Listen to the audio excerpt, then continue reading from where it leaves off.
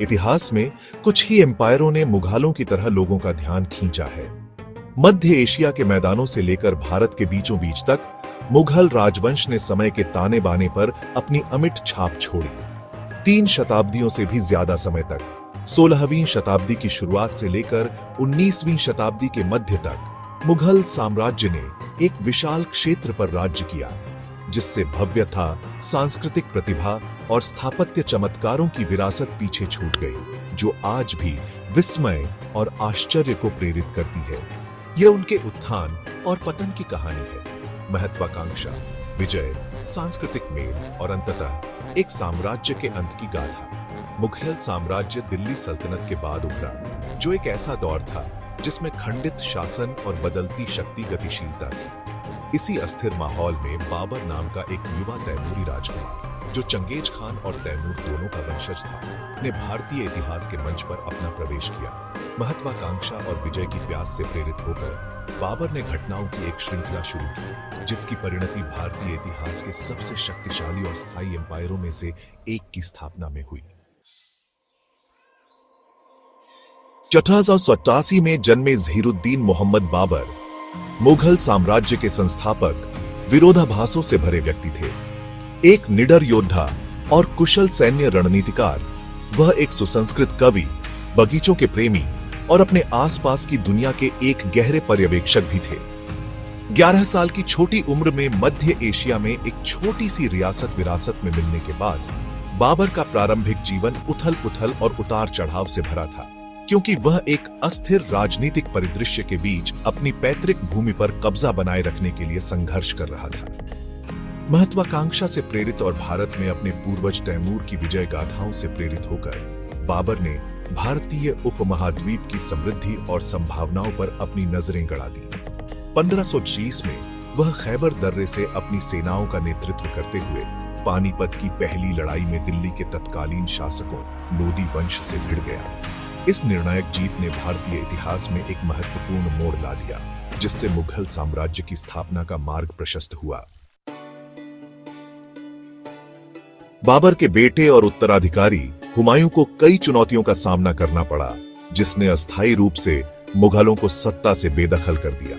1554 में हुमायूं के बेटे जलालुद्दीन मोहम्मद अकबर के सिंहासन पर बैठने के बाद ही मुगल साम्राज्य वास्तव में द ग्रेटा की ओर बढ़ने लगा। इतिहास में अकबर महान के रूप में जाने जाने वाले वह एक प्रतिभाशाली सैन्य कमांडर, एक चतुर प्रशासक और एक दूरदर्शी शासक साबित हुए, जिन्होंने भारत के राजनीतिक, सामाजिक और सांस्कृतिक ताने बाने पर एक अमिट छाप छोड़ी। यह स्वीकार करते हुए कि उनके साम्राज्य की दीर्घकालिक स्थिरता एकता और सहिष्णुता की नींव पर टिकी हुई है, अकबर ने धार्मिक समावेशिता की नीति अपनाई, गैर मुस्लिमों पर लगाए जाने वाले जजिया कर को समाप्त कर दिया और विभिन्न धर्मों के बीच संवाद और समझ को सक्रिय रूप से बढ़ावा दिया। उन्होंने विविध पृष्ठभूमि के विद्वानों, कलाकारों और संगीतकारों का दरबार इकट्ठा किया, जिससे बौद्धिक और कलात्मक आदान प्रदान का एक जीवंत वातावरण बना। अकबर के शासनकाल ने मुगल साम्राज्य के लिए एक स्वर्ण युग की शुरुआत की, जिसकी विशेषता शांति, समृद्धि और कला, साहित्य और वास्तुकला का उत्कर्ष था।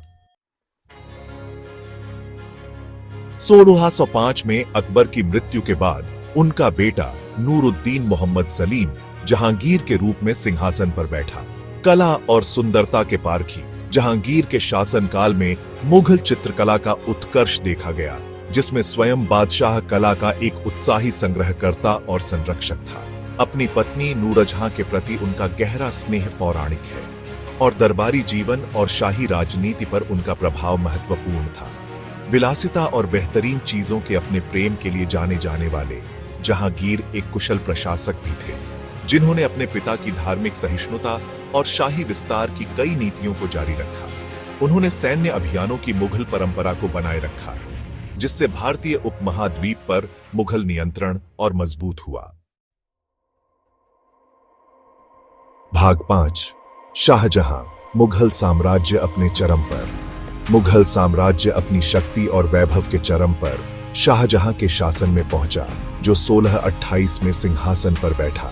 अपने परिष्कृत स्वाद और वास्तुकला के जुनून के लिए जाने जाने वाले शाहजहां के शासनकाल ने मुगल कलात्मक और स्थापत्य उपलब्धि के चरम को चिह्नित किया। उसने कई शानदार संरचनाओं के निर्माण का काम शुरू किया, जिसमें प्रतिष्ठित ताजमहल भी शामिल है, जो अपनी पत्नी मुमताज महल के प्रति उनके प्रेम का एक स्थायी प्रमाण है। शाहजहां का शासनकाल आर्थिक समृद्धि का भी समय था, जिसमें मुगल भारत अंतर्राष्ट्रीय व्यापार और वाणिज्य का केंद्र था।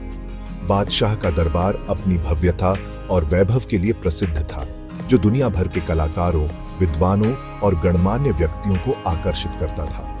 हालांकि भव्य निर्माण परियोजनाओं और सैन्य अभियानों पर भारी खर्च, जबकि मुगल शक्ति का प्रमाण है, शाहजहां के शासनकाल के उत्तरार्ध में आर्थिक तनाव के बीज भी बोए। भाग 6 औरंगजेब की विरासत, विस्तार और पतन के बीच। महान मगालों में से अंतिम औरंगजेब अपने भाइयों के खिलाफ उत्तराधिकार के कड़वे युद्ध के बाद 1658 में सिंहासन पर बैठा।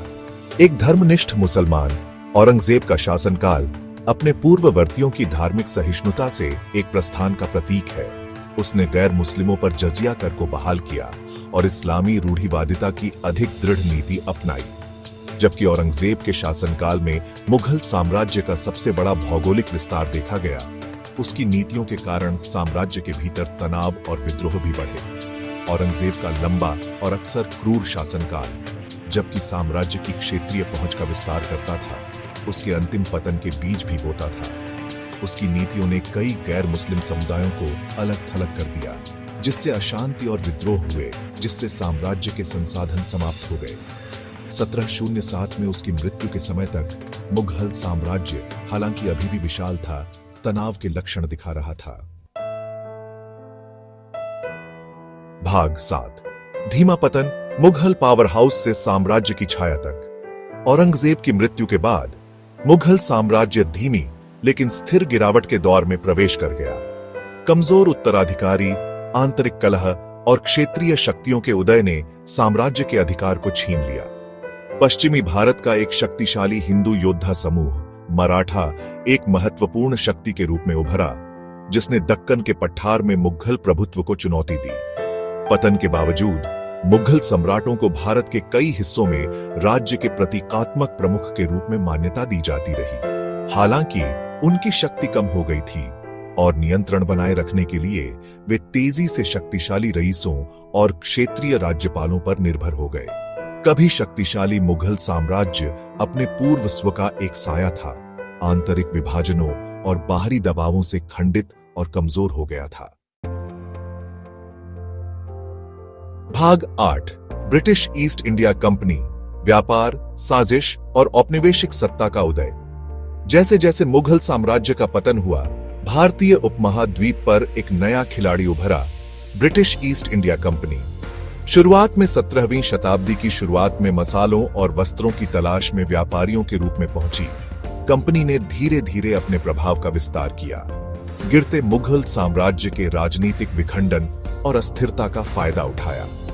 चतुर कूटनीति, सैन्य कौशल और स्थानीय प्रतिद्वंद्विता के शोषण के संयोजन के माध्यम से ब्रिटिश ईस्ट इंडिया कंपनी ने धीरे धीरे भारत के प्रमुख क्षेत्रों पर नियंत्रण हासिल कर लिया। जो एक व्यापारिक उद्यम के रूप में शुरू हुआ, वह एक औपनिवेशिक उद्यम में बदल गया, जिसमें कंपनी ने उपमहाद्वीप के विशाल क्षेत्रों पर अपना प्रभुत्व जमाया। भाग 9 निष्कर्ष, मुगलों की स्थायी विरासत। मुगल साम्राज्य, जो कभी शक्ति और सांस्कृतिक प्रतिभा का प्रतीक था, 1857 में सिपाही विद्रोह के बाद औपचारिक रूप से समाप्त हो गया। ब्रिटिश शासन के खिलाफ एक विद्रोह, जिसके परिणाम स्वरूप मुगल साम्राज्य का विघटन हुआ और भारत पर प्रत्यक्ष ब्रिटिश क्राउन शासन की स्थापना हुई। अपने अंतिम पतन के बावजूद मुगल साम्राज्य ने भारतीय उपमहाद्वीप पर एक अमिट छाप छोड़ी, जिसने अपने इतिहास, संस्कृति और पहचान को गहराई से आकार दिया। भारतीय वास्तुकला में मुगलों का योगदान ताजमहल, लाल किला और जामा मस्जिद जैसी राजसी संरचनाओं में स्पष्ट है, जो उनके स्थापत्य कौशल के स्थायी प्रतीक हैं। कला और साहित्य के उनके संरक्षण से लघु चित्रकला, कविता और गद्य का उत्कर्ष हुआ, जिससे भारत की सांस्कृतिक टेपेस्ट्री समृद्ध हुई। मुगल व्यंजन, फारसी, मध्य एशियाई और भारतीय पाक परंपराओं का मिश्रण पूरे उपमहाद्वीप में स्वाद कलियों को लुभाता रहता है। मुगल साम्राज्य भारत के अतीत का एक अध्याय हो सकता है, लेकिन इसकी विरासत आधुनिक भारत के ताने बाने में बुनी हुई है।